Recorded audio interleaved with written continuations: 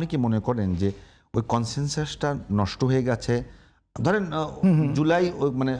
জুলাই সনদ করবার আগে রাজনৈতিক দলগুলোর যে ঐকমত্য কমিশনের আলোচনা, বিএনপি, জামাত, এনসিপি সহ সংসদে যারা এই মুহূর্তে প্রতিনিধিত্ব করছে, সংসদের ভেতরে অথবা বাইরে কি আবারও সংলাপের আয়োজন করার সুযোগ নেই? না, ডেফিনেটলি আছে, ডেফিনেটলি সেই জায়গাটাতে কোনো আহ্বান জানাচ্ছে না।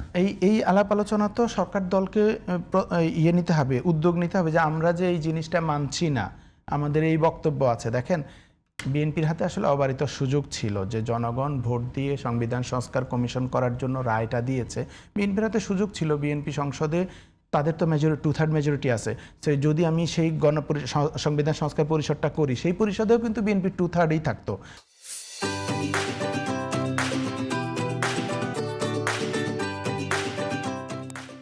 তো সেই 2/3 নিয়ে বিএনপি যদি বলে যে আসেন আমরা এই 2/3 নিয়ে বসি, এরপরে যদি 300 সদস্য আলোচনা করবার দরকার না হয়, একটা ছোট কমিটি করে সংবিধান সংস্কার করার জন্য আলাপ করি, সেখানে তো বিএনপির মেজরিটি আছে। এবং বিএনপি যদি চাইতো যেগুলো বিএনপি চাচ্ছে যে আমরা কোনোভাবেই মানবো না, আমার মনে হয় সেটা ওই সংস্কার কমিটি থেকে, এই কমিশন থেকে আলাপ আলোচনা করে সমাধান করা সম্ভব হতো।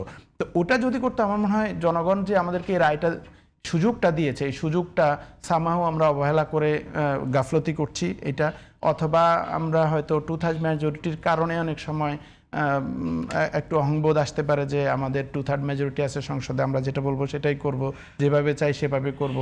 এখন গণভোটে জনগণ যা বলছে, গণভোটের যে 4টা ইস্যু আছে, আমার তো মনে হয় না বিএনপির এর কোনোটার সাথে খুব একটা দ্বিমত করার কিছু আছে, অ্যাকসেপ্ট উচ্চকক্ষটা ভোটের পার্সেন্টেজের ভিত্তিতে হবে নাকি নিম্নকক্ষের সংসদ সদস্যদের পরিমাণের ভিত্তিতে হবে। এটা ছাড়া বিএনপির আর আমি মেজর কোনো দ্বিমত করবার জায়গা আমি দেখি না। বাকি জিনিসগুলো তো জুলাই সনদেও আছে। তো আমি মনে করি বিএনপির এই সুযোগটা, জনগণ যে সুযোগটা দিয়েছে, এই সুযোগটা গ্রহণ করা দরকার ছিল। তারপরে আমি মনে করি বিরোধী দলের কাছে কোনো সুযোগ